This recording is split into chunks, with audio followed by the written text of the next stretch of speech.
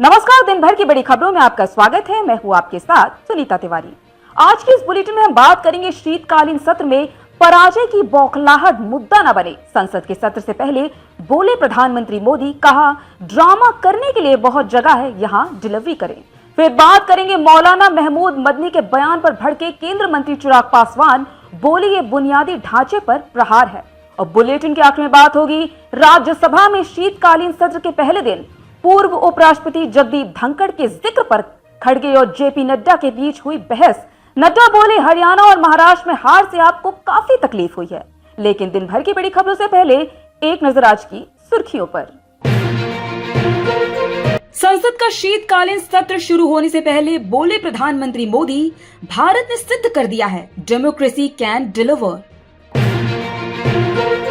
बिहार में 18वीं विधानसभा का शीतकालीन सत्र शुरू, सम्राट चौधरी और विजय कुमार ने ली शपथ।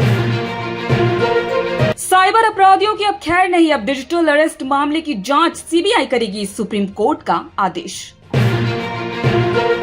चुनाव में हार के बाद महागठबंधन में तकरार, राजद प्रदेश अध्यक्ष के बयान से आया भूचाल, भाजपा ने भी कसा तंज। मौलाना महमूद मदनी के जिहाद वाले बयान पर बिहार सरकार के मंत्री दिलीप कुमार जायसवाल बोले, भारत को बर्दाश्त नहीं है ऐसी भाषा। महाराष्ट्र में 25 से ज्यादा जगहों पर नगर निगम के चुनाव टले, दोबारा शेड्यूल की गई वोटिंग, मुख्यमंत्री देवेंद्र फडणवीस ने जताई नाराजगी। बिहार विधानसभा के अध्यक्ष डॉक्टर प्रेम कुमार होंगे, जीत की सिर्फ औपचारिक घोषणा बाकी, नाउम्मीद विपक्ष की ओर से नामांकन भी नहीं भरा गया। नेशनल हेराल्ड केस में सोनिया राहुल गांधी के खिलाफ दिल्ली पुलिस ने 98 दिन पहले दर्ज की नई एफआईआर। श्रीलंका में फंसे विदेशी नागरिकों के लिए देवदूत बने भारतीय सैनिक, ऑपरेशन सागर बंधु के जरिए सबको बचाया गया।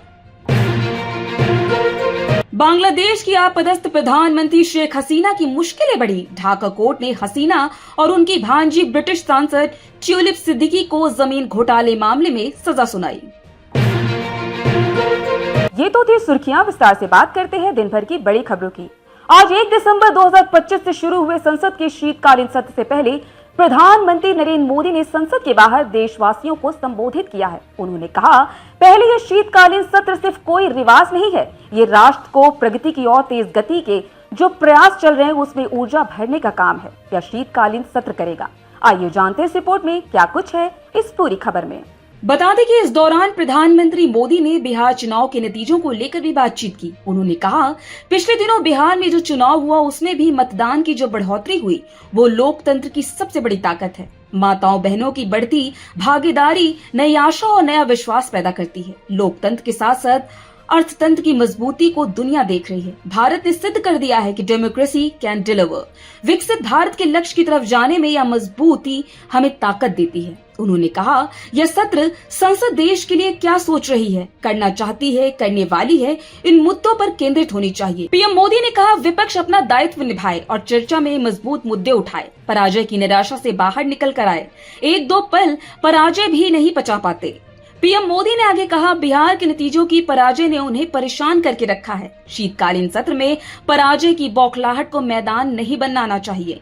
यह सत्र विजय के अहंकार में भी नहीं बदलना चाहिए। जनता के लिए दायित्व को संभालते हुए हम आगे के लिए सोचें, जो है उसे कैसे अच्छा कर सकते हैं, बुरे में सटीक टिप्पणी कैसे कर सकते हैं। पीएम मोदी ने संसद में हंगामा करने वाले लोगों पर भी तीखी प्रतिक्रिया दी। उन्होंने कहा, ड्रामा करने के लिए जगह बहुत होती है, जिसको करना है करे, यहाँ ड्रामा नहीं डिलीवरी होनी चाहिए। नारेबाजी के लिए सारा देश खाली पड़ा है, लेकिन यहाँ नीति पर बल देना चाहिए। राष्ट्र निर्माण के लिए सोच सकारात्मक होनी चाहिए। जमीयत उलेमा हिंद के अध्यक्ष मौलाना महमूद मदनी के जिहाद वाले बयान पर केंद्र मंत्री और एलजेपी रामविलास के प्रमुख चिराग पासवान ने कड़ी आलोचना की है। उन्होंने कहा, अगर आप न्याय प्रणाली पर भी भरोसा नहीं करेंगे तो ये गलत है। आप देश को अराजकता की स्थिति में नहीं लेकर जा सकते। देश में कानून का राज चलता है। उन्होंने ये भी कहा कि कानून व्यवस्था के ऊपर कोई नहीं है। आइए जानते हैं इस रिपोर्ट में और क्या कहा केंद्रीय मंत्री चिराग पासवान ने मौलाना महमूद मदनी के जिहाद वाले बयान को लेकर। बता दें कि इस जिहादी वाले बयान पर केंद्रीय मंत्री चिराग पासवान ने आगे कहा, कानून के सामने हर कोई बराबर है। भारत में कानून का राज चलता है। न्याय प्रणाली पर भी अगर कोई भरोसा नहीं करेगा तो इस सोच के बारे में कुछ नहीं कहा जा सकता। उन्होंने ये भी कहा, भारत की न्याय प्रक्रिया जिस तरीके से बिना कोई पक्षपात के लिए सत्य के साथ न्याय की स्थापना के लिए कार्य करती है, ऐसे में अगर आप उसको भी किसी राजनीतिक दल के दबाव की बात कहेंगे तो आप बुनियादी ढांचे के ऊपर प्रहार कर रहे हैं। आप न्यायिक ढांचे पर प्रहार करके कहीं न कहीं देश में अराजकता का माहौल पैदा करना चाह रहे हैं। तुष्टीकरण की राजनीति के जरिए आप भेदभाव की भावना को भड़काने का प्रयास भी कर रहे हैं और ये गलत है। बता दें कि वहीं इससे पहले बीजेपी और जेडीयू ने भी मौलाना महमूद मदनी के बयान की आलोचना की थी। बीजेपी के राष्ट्र प्रवक्ता गुरु प्रकाश ने कहा, देश में लोकतंत्र और न्यायतंत्र है। महमूद मदनी को कह देना चाहिए वे संविधान और कानून से ऊपर हैं। देश में बाबा साहेब अम्बेडकर की ओर से निर्मित संविधान है, वही प्रस्तावना और सोच है, इसलिए कानून को अपने हाथ में लेने की कल्पना भी न करें। वहीं दूसरी तरफ जेडीयू के एमएलसी गुलाम गौस ने मौलाना महमूद मदनी के बयान को बेतुका करार देते हुए हमला बोला है। उन्होंने कहा, अनेकता में एकता हमारे देश की विशेषता है और महमूद मदनी की गैर जिम्मेदाराना बयान नहीं देना चाहिए। आपको बता दें, बीते दिनों मौलाना महमूद मदनी के लिए एक बयान, जिहाद केवल हिंसा नहीं यह पवित्र कर्तव्य है। जहां अन्याय हो जिहाद होना चाहिए, जब जब जुल्म हुआ है तब तक जिहाद होगा। इस बयान ने विवाद को जन्म तो दे दिया, इसे लेकर लगातार सियासत भी तेज होती दिखाई दे रही है। संसद के शीतकालीन सत्र 2025 के पहले दिन पूर्व उपराष्ट्रपति जगदीप धनखड़ के अचानक इस्तीफे के मुद्दे पर राज्यसभा में मल्लिकार्जुन खड़गे और जेपी नड्डा के बीच टकराव देखने को मिला। सदन के नेता जेपी नड्डा ने खड़गे को डॉक्टर के पास जाने की सलाह तक दे डाली। आइए जानते हैं इस रिपोर्ट में क्या कुछ है इस पूरी खबर में।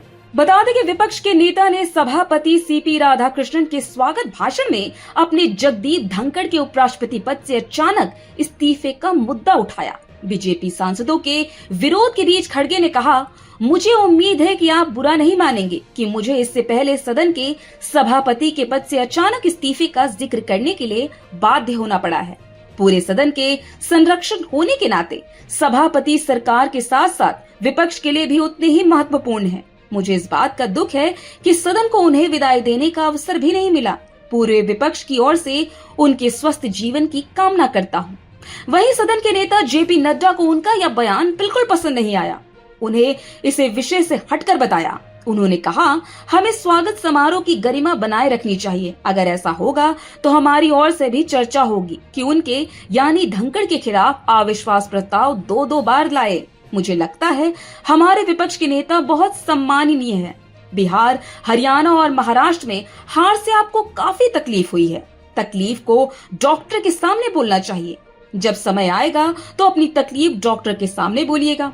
बता दें कि इस साल मानसून सत्र के पहले दिन जगदीप धनखड़ ने उपराष्ट्रपति पद से इस्तीफा दे दिया था, जिससे राजनीतिक हलकों में हलचल मच गई। उन्होंने संविधान के अनुच्छेद 67(a) के हवाला देते हुए स्वास्थ्य संबंधी मुद्दों और चिकित्सा सलाह का पालन करने की आवश्यकता पर जोर देते हुए राष्ट्रपति द्रौपदी मुर्मू को अपना इस्तीफा सौंपा था। तो आज इस बुलेटिन में इतना ही। आप देखते रहिए दी लोकसभा।